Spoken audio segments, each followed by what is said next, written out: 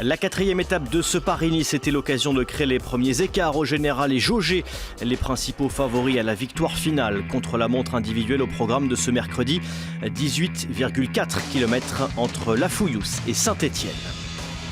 Chrono assez roulant, sans difficulté particulière mais perturbé par la pluie, présente par intermittence tout au long du parcours. Les coureurs de la formation Sky étaient eux omniprésents. Dylan Van Baarle, longtemps meilleur temps du jour, a d'abord vu David de la Cruz lui passer devant. C'est ensuite le néerlandais Wout Poels qui s'illustre. Meilleur temps au pointage intermédiaire, il s'empare sur la ligne d'arrivée du chrono de référence et met la pression sur les candidats à la victoire d'étape.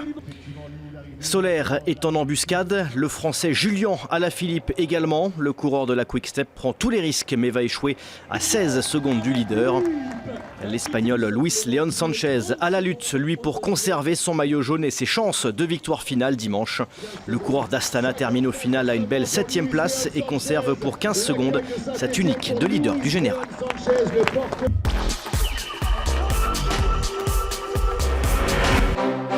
Première victoire en 2018 pour Wout Poels, logiquement notre homme du jour. Le vainqueur de Liège-Bastogne-Liège en 2016 remporte le 2e chrono de sa carrière et confirme ses nets progrès sur le contre-la-montre.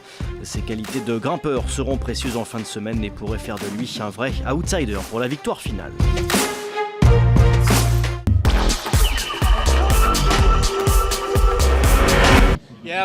Ça a été un peu difficile au début, notamment avec la côte. Le temps de référence était difficile à battre, c'était vraiment un contre-la-montre compliqué au final.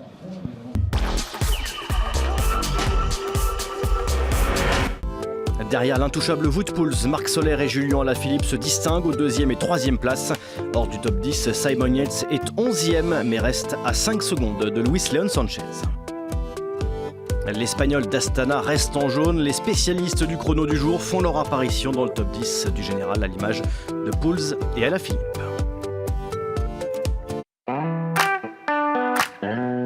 Demain, Paris-Nice se rapproche de la côte mais remontera dans les terres. Départ de Salon de Provence, direction Sisteron, dans les Alpes de Haute-Provence. Et qui dit Alpes dit parcours accidenté. Mais les difficultés seront concentrées dans le cœur de l'étape avec l'ascension à 90 km de l'arrivée d'un col de première catégorie. Le col de la Garde d'Apt, 11 km avec une pente à 7%. De quoi faire l'écrémage dans le peloton avant de filer vers l'arrivée qui pourrait profiter aux baroudeurs.